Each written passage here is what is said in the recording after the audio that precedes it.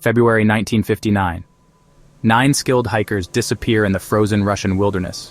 When searchers find them, what they uncover shocked everyone. The tent was slashed from the inside, they fled barefoot into minus 30-degree weather, and some had crushing internal injuries with no external wounds. One missing her tongue. What really killed them? And why, after 65 years, is the official answer still being challenged?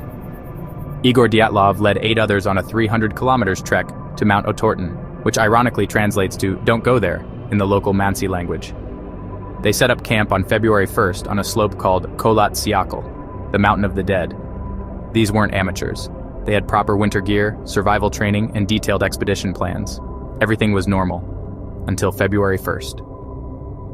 That night, they made their final camp, and by morning, something had gone horribly wrong. Weeks later, search teams find the campsite. Their tent was collapsed, sliced open from the inside. 8 bodies would be found. 2 bodies were found near a makeshift fire, barefoot in the snow. Others were scattered across the mountainside, wearing only underwear and socks.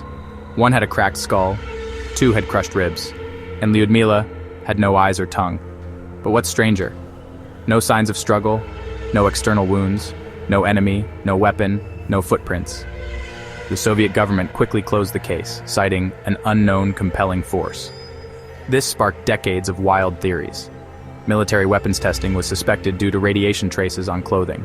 Some blamed infrasound, low-frequency sound waves that trigger panic attacks. Others suggested everything from Yetis to alien encounters. In 2020, Swiss researchers used advanced snow simulation technology to solve the puzzle. They discovered the hikers camped on a 23-degree slope with dense, unstable snow layers. Katabatic winds, cold air flowing down the mountain, created infrasound frequencies between 7 to 19 hertz. This triggers panic attacks and irrational fear in humans. The hikers literally panicked and cut their way out to escape the terrifying sound. Could this quiet killer be the explanation we've missed all along? But if it was just snow, why did they slash their own tent and run half naked into minus 30 degrees Celsius winds? That's where hypothermia and the brain's betrayal comes in.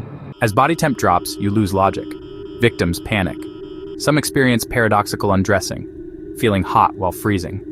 Dyatlov's group may have stripped down not out of madness, but biological confusion. The cold didn't just freeze them, it rewired their minds. Still, that doesn't explain the trauma, or the radiation. The computer models showed a delayed slab avalanche occurred 2-3 hours after they fled. The dense snow layer, weakened by their tent placement, finally collapsed onto some of the victims. The radiation traces may came from thorium gas lanterns, standard camping equipment in 1959. The orange skin discoloration was simply from hypothermia and decomposition. Not proof of a cover-up, but enough to fuel Cold War paranoia. The Dyatlov case seems to be a perfect storm of environmental factors. Infrasound-induced panic followed by a delayed avalanche. And it shows how nature can create seemingly impossible scenarios that override human survival instincts. Here's the most supported reconstruction. A snow slab shifted silently at night. The tent was crushed or threatened. The hikers fled in panic.